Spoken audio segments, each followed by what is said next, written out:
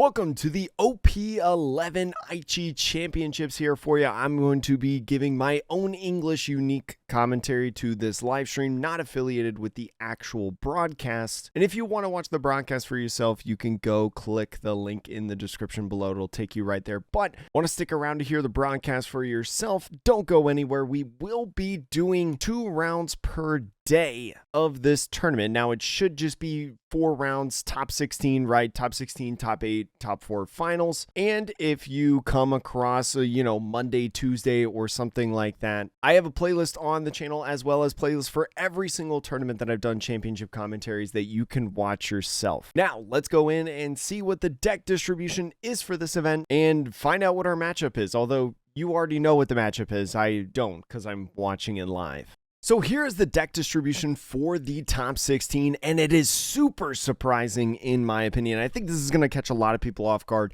Number 1 deck, most populous in the room, Bello Betty. We saw it in the 3v3 and kind of showcased how strong it can be.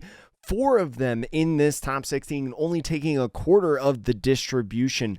3 of those decks as well being both OP05 Luffy, right? That purple Luffy that we have seen go on an upward trend out in the Eastern OP11 format, and another 3 being green purple Luffy, the brand new deck out in the West, still holding strong in the OP11 format.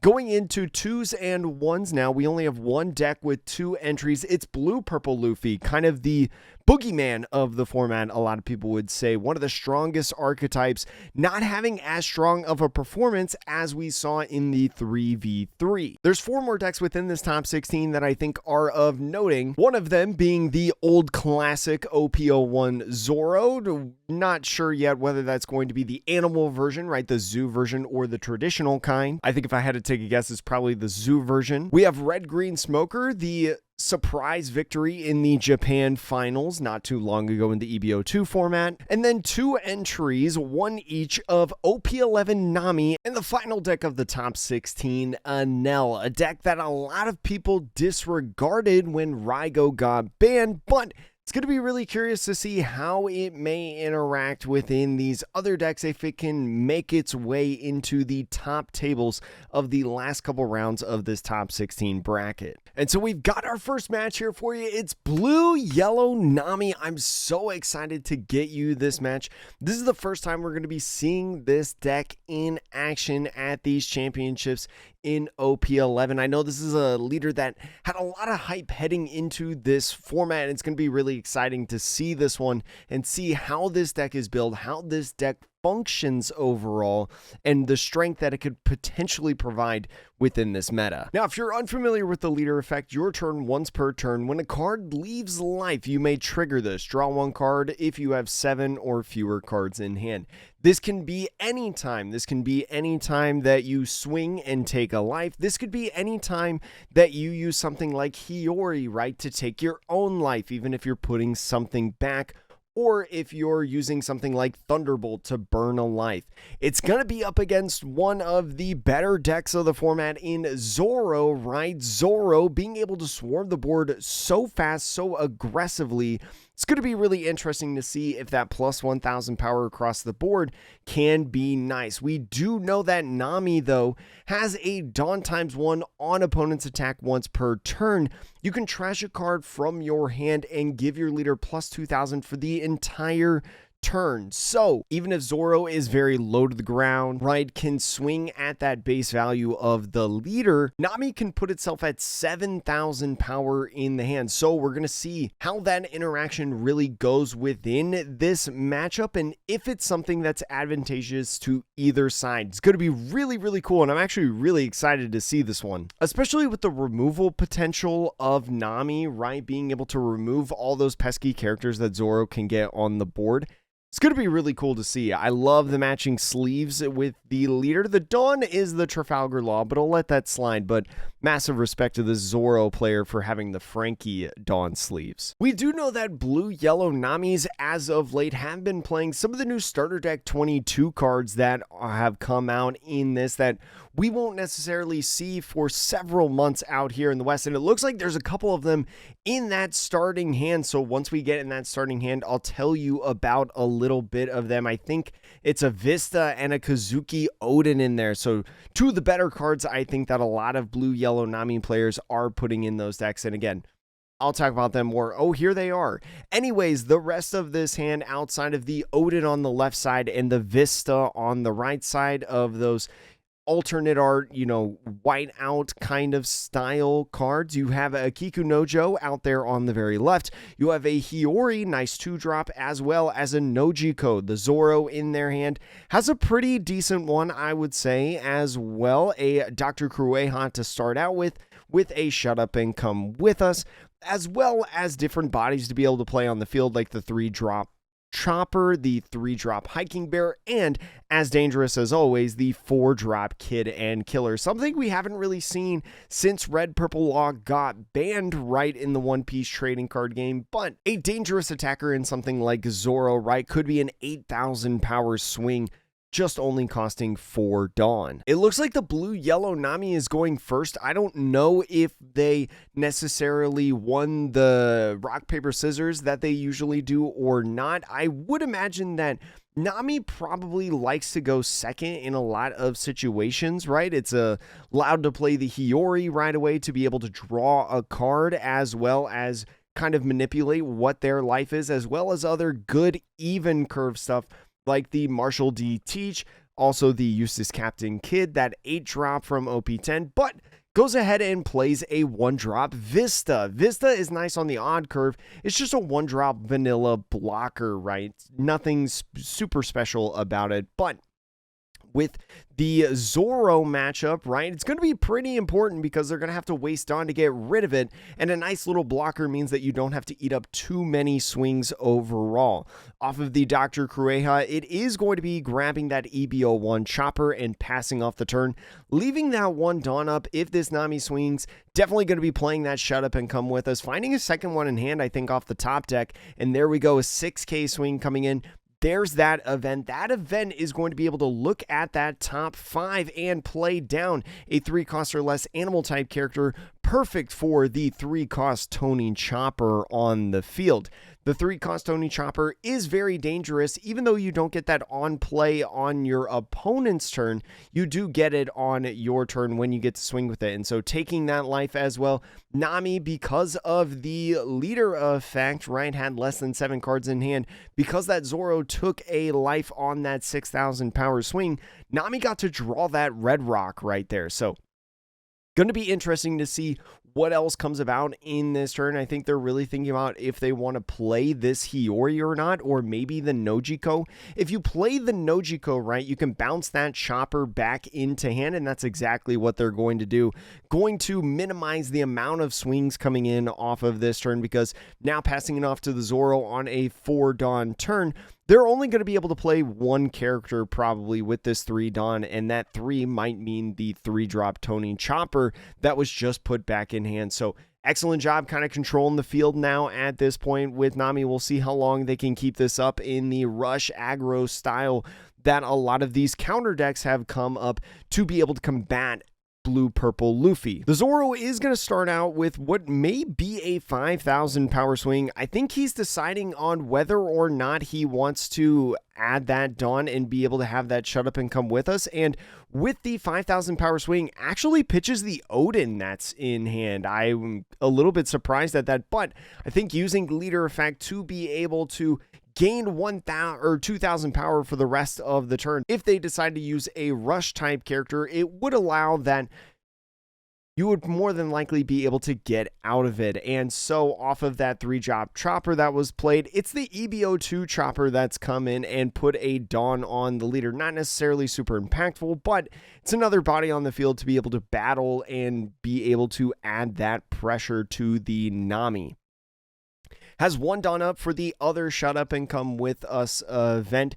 Now the Nami going in this turn, looks like they're thinking about playing that Kikunojo right there, but decides to attach 2 and swing with the Nami. So on that 7,000 power swing, going to be that event that we just talked about right here, and is going to go ahead and play down another one of those 3-drop choppers. This is exactly what you want to see if you're the Zoro, right? Being able to get these 3-drop choppers on the field and not get KO'd, and be able to constantly apply pressure. And so after taking that life, Nami using the leader effect to draw 1 card, it's going to be a 4-drop pudding, which could be good in the later stages of this game, but maybe not something that you want to see right now. And it looks like it was actually an 8,000 power swing. My apologies, not a 7,000 power swing. Some of the Dawn was a little bit covered up, but ending the turn off with a Hiyori, using the Hiyori to put a card back in life. I think it was the Kiku Nojo. So put the Kiku Nojo in life because the Zoro is at 3 life. It is going to be able to be played off of that trigger, going to be very strong in being able to combat these bodies that are swarming the board right now. And so looking at splitting the Dawn kind of 3 and 3 in a sense, I think maybe trying to play the Zoro at least in this turn, and maybe also the 1-drop Nami that's in hand, has 1 extra Dawn to be able to work with in this turn if they decide to go that route. So always got to make sure that you see as many lines as possible to be able to dictate which line is the best. And so attaching 1 to that Zoro is going to make the chopper a 6,000 power character, right? Because Zoro gives all of his characters plus 1,000, but decides to attach another Dawn as well and swing 7 at the chopper. This is going to be really nice on this 7. I like this swing because now if the Nami wants to use their leader effect, right, to make their leader 7,000 power for the rest of the turn, it's going to be up to them to give up another card on top of that to be able to get out of that swing at least. And so off of this 3-drop Tony Chopper, when attacking, it looks like it is going to be a 3-drop Alabasta Chopper that comes in, and as Nami takes the life, gets that trigger of the Kiku Nojo off on that field as we knew was coming. Now the Zoro thinking about if they want to swing another 7 on here, and looks like might actually do it. I don't think the Nami ended up using the leader effect to be able to put her leader to 7,000 for the entire turn. So it's still at, I believe, a 5,000 power base character. So as they attach this Dawn, is going to be swinging 7, maybe also thinking about what they want to play over if they do find something. We do see that EB02 or EB01, I'm sorry, Tony Chopper that's in that top 5. Definitely a dangerous card to play out on the field, especially if it gets to swing, right? Being able to minus one of your opponent's characters by 2,000 makes it especially easier to KO in these situations. So I like playing over this Dr. Kureha right now, right? Your Dr. Kureha, if you're not playing the Makino, isn't really doing much at this point and is going to take the life again. So is being very aggressive on taking the life, ends up finding a Zeus in there. So Zeus, very, very nice to be able to get rid of bodies. Doesn't have the same effect as old Thunderbolt did from OP03. Going to at least have a 2k counter set on it to be able to utilize within the turn. Still have to potentially go against 1 or 2 more swings. And so now just swings 5,000 power, and it looks like instead of using the Red Rock later in the turn, is just going to use leader effect to get that Red Rock be a 7,000 power leader. And now looks like ending the turn potentially playing a Nami to look at the top 5 to find a Straw Hat Pirate. Is looking at eyeing up the Shut Up and Come With Us event. Does have 1 Dawn left open to be able to use on the defensive side if they want, and is going to go ahead and grab that if they decide to save it for that moment, though. Not going to be able to swing with leader if Nami is at 7,000 power from using that leader effect. I think that saving that event could be a nice idea, right? Especially because the Nami might go in and start deleting some of these bodies, right? Try to run you out of gas on this Zoro. You now show them that you have the ability to refill those bodies out on the field to be able to swing in the coming turn. But especially as you've already seen the leader effect right from this blue-yellow Nami, do you want to be more aggressive, right? Attach this 1 Dawn and swing 7, force them to utilize another card in hand to be able to get out of this swing. And so looks like is going to pass up on the Hiyori, right? I was going to say maybe the pudding goes away, but no, uses the Hiyori right there, is going to go ahead, draw for turn, going to go to 7 at this point, and with the 7 is going to go ahead and play the pudding, right? A big hand from this Zoro. I think 8 cards in total is going to move it down to just 5 off of this draw, is going to minimize down that hand, especially with some of the rushers potentially, and with that event, going to put it back to the deck, kind of nullify the Nami in general. And so ends up finding another one of those events and finds 2 Rush Zoros. Not a lot of counter events to be able to save these characters if there are some swings coming in, and you gotta imagine that the leader and the Kikunojo are going in and throwing hands. Now, we do see that Gum Gum Red Hawk 1-cost alternate event in hand. In order to KO a character with the original cost of 5 or less, you do need to rest 4 Dawn in total, so doesn't have enough Dawn at this point to be able to utilize it, but could be something that we see later in the future. But no, swing 7 at lead, and so with that 7, the Zoro ends up taking the life, finds a 2k Hiking Bear, and the Nami, I think, is just going to go on the offensive, really try to match the energy right now with this Zoro,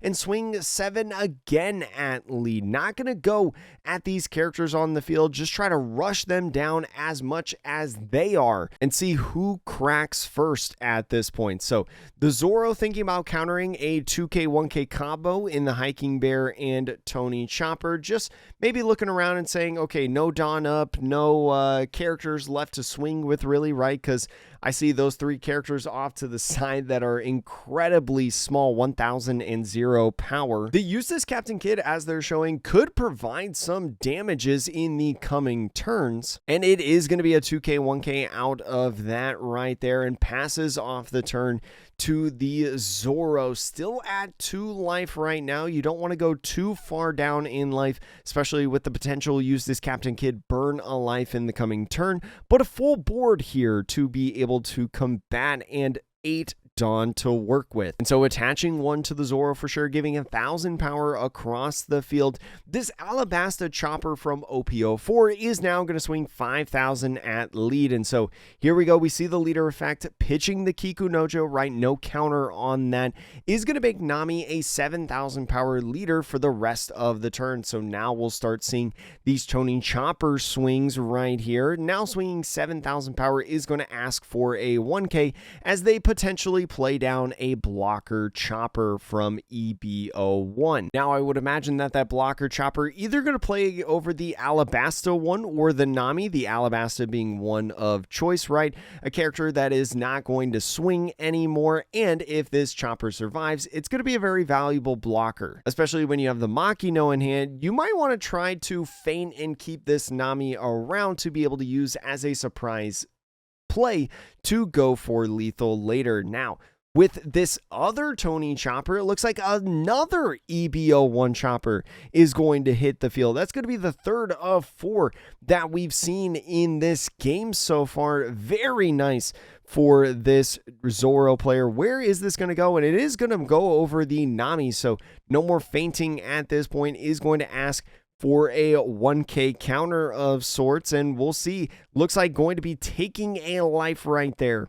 Is going to be a 5-drop Nami blocker. So the 5-drop Nami blocker is going to be nice, right? Because the 5-drop Nami blocker is going to be able, as your leader is multicolored, to draw 3 and put 2 cards at the top or bottom of your deck. Kind of filter the hand of cards that maybe have counter or maybe some counter events, things like that, and try to draw out this game a little bit. 1 life left for the blue-yellow Nami. The Zoro still having 5 Dawn to work with and a couple Rush Zoros in his pocket as well. You've got the leader swing to think about at this point, and also something that you really want to think about is if you want to swing with this Tony Chopper, right? How worried are you about potentially losing in this game?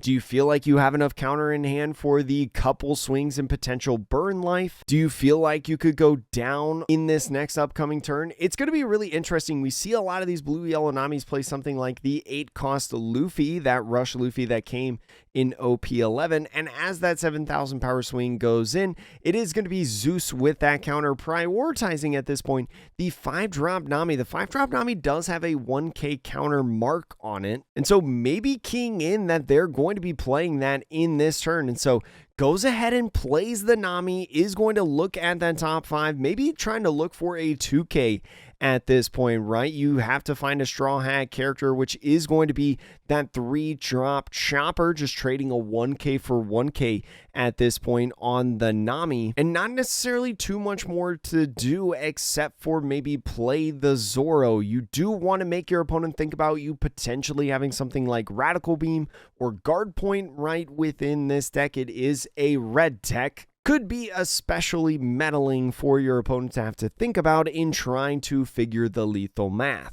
If you do go in though and play this Zoro over something like the Nami, you have a 5,000 power character on the board that is going to be swinging at lead within the coming turn if they don't win on this exact moment. They still have this Vista blocker that's still sitting here at this point. This Vista blocker has been there the whole game, has not given that little guy up yet. So with that 3, is going to play that Zoro over the Nami, like I mentioned. Just have it be threatening at this point. You can't swing with lead at it. It would be a waste of a swing since you don't have too much more Dawn left. But one thing that you could do is you could swing at this Kikunojo, right? With that Zoro giving all the characters plus 1,000 power, the Zoro could go ahead and swing 6,000 over at the Kikunojo. If they did, though, and the Kikunojo was KO'd in battle, Nami would be able to gain a life, right, on that on-KO effect. So I think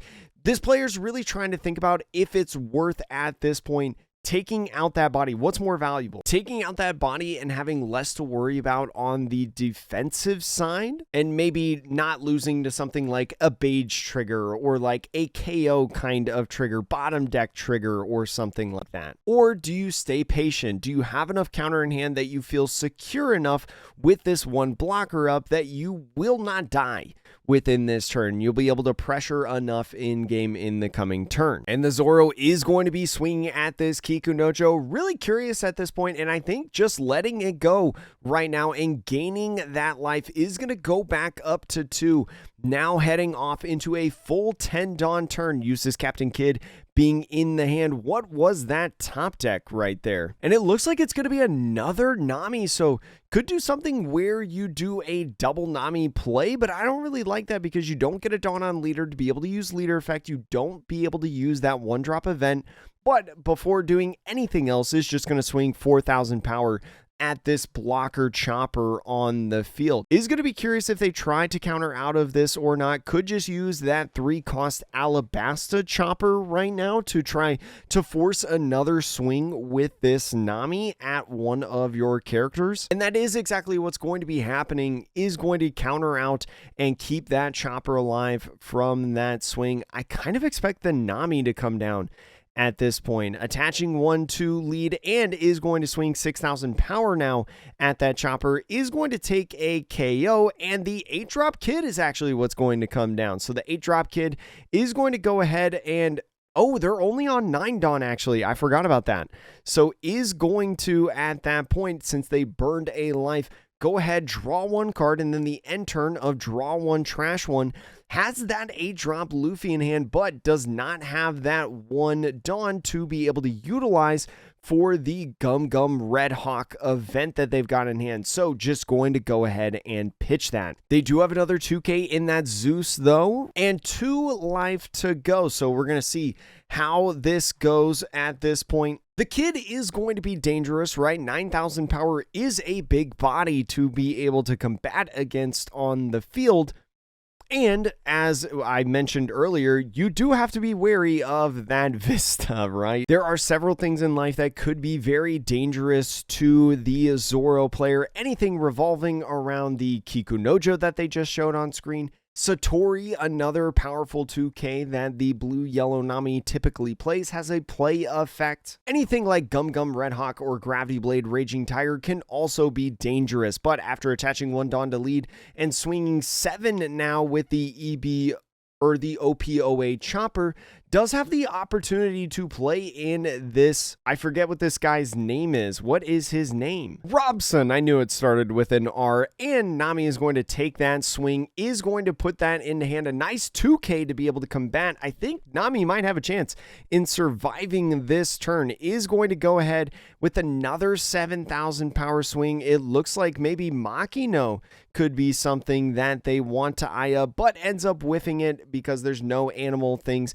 and uses the leader effect as well as the 1K Nami to be able to get out of that swing right there. Interesting pitching the Luffy. I kind of maybe would have want to see what this last life is before we got rid of Luffy, but with the 7,000 power of Zoro, just another 1K to get out of that swing right there. And so now with 6 Dawn left, Zeus is going to be really nice to be able to KO that standing chopper blocker, right? If this Zoro continuously goes at lead, they need to play another rush character as well as attach more Dawn onto this either leader or set of characters to be able to get aggressive and win this game. And speaking of which, there's a Vista blocker on the field. I just want to keep saying that. The Zoro player now really thinking about, okay, do I want to swing with this chopper, right? How confident do I feel that I can get to game at this point? I keep getting a lot of 1Ks, right? The hand is dwindling down. They've used leader effect. There's only 3 cards that they can actually work with on the defensive side at this point. Unlucky for the Zoro, though, it is actually 2 2Ks, so it looks like Nami will be surviving the turn, but can they hit for game as a result? If this blocker does stay up and they decide to just swing with lead and the Zoro, it's going to be curious at the route that they go, because remember, with Zeus, you do have to add a life card from the top or bottom of your life to your hand in order to get that KO effect, and so is going to be swinging this chopper 8,000 at the Kid, and with the minus 2,000 power is going to put Kid at 7. It is just going to be a Vista block at this point, and with the rest of the Dawn, looks like they're going to be attaching it to lead potentially. What can you do now? The Shut Up and Come With Us event that you do have in hand is going to go ahead and swing 6 at the Kid. Oh, I'm sorry. I think the minusing is 3,000 power to make Kid a 6. And so now taking that life right there on that Zoro swing is going to go ahead and swing 9,000 at lead. The Nami now going in with 15 is going to go ahead and take that game. Did have the Satori as well, but Nami is going to be advancing within our top 8. It's a little scary with the Zoro, and we didn't really see removal a factor at all. Just Nami going aggressive, putting them down life as much as possible to get the extra effects of Kiku Nojo to be able to burn life from Eustace Captain Kid. And we saw many times using that leader effect, right, to be able to regain that hand. Just an extra card every turn is so valuable. Definitely a great job, but let's look at some sample deck lists between these two players and see kind of what these decks might look like. Now, this isn't the exact deck list, and if you're looking for the exact deck list, you can check out OnePieceTopDecks.com or GumGum.gg, or even potentially Eggman events as well. There's a couple different sites for you that have usually the deck lists as they appear. It all depends on if the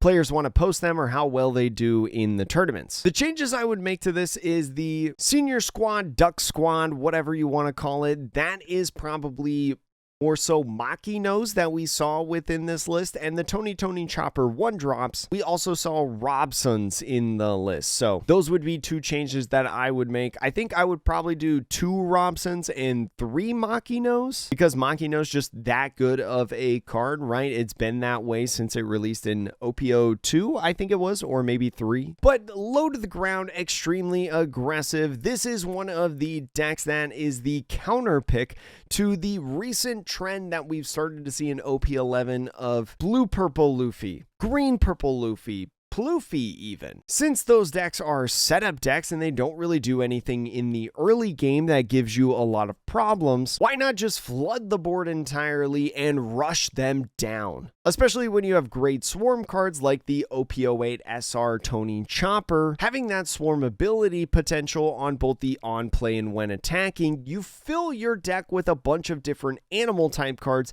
to be able to play and combat the opposing players, such as the 3-drop Tony Chopper from Alabasta and OP04, Super Spot build Duck Squad, which probably wasn't in their list that we saw, but an option that you can play, as well as the 1-drop Chopper, Hiking Bear, something that is nice to give extra power to your animals, and the 2 different regular, almost constant Tony Choppers in the EB02 one and also the EB01 one as well. It's a nice list. It's a lot of fun if you have your EB01 Choppers. If you don't, you could probably try another list like this next one we're going to show. Hopefully we eventually get the exact blue-yellow Nami list, but I think this list is probably pretty accurate and pretty close, just maybe 1 or 2 changes off. Like I mentioned how the Gum Gum Red Hawk was in hand. You could probably take that card and switch it up for something else within this list. Maybe like taking out one of a Flame Split, or maybe if you feel like Gravity Blade Raging Tiger isn't as useful in the format, with maybe like Martial D Teachment not being as present. Those are some options that you can take, but for the most part, this is a similar list. We saw in that game, especially with low to the ground decks, how Nami can thrive, causing problems of making their leaders 7,000 power for the entire turn on your opponent's side. Especially with cards like Kozuki Hiyori and Zeus, right? Being able to mess around with your life. You're also going to be able to have an advantage on flexibility of when you want to have a card leave life to get your turn once per turn leader effect of drawing 1 card if you have 7 or less in hand. It helps you get a ton of extra cards. You try to aim to do that every single turn. And there's plenty of other characters that you know and love that are in this deck, like Pudding, right? Pudding getting a showcase within this match. Martial D Teach being a frequent option for these Nami decks, right? Has the cheeky ability a lot sometimes to be able to actually heal and put maybe something like Okiku in your life if you've got one on the field, or maybe even like a Satori, or maybe a Blaze Split, a Red Rock, a Gravity Blade, something that can cause your opponent trouble. We saw the impact of the 1-drop Vista for non-removal decks in a sense, and there's 5 different 1-drop blockers within this list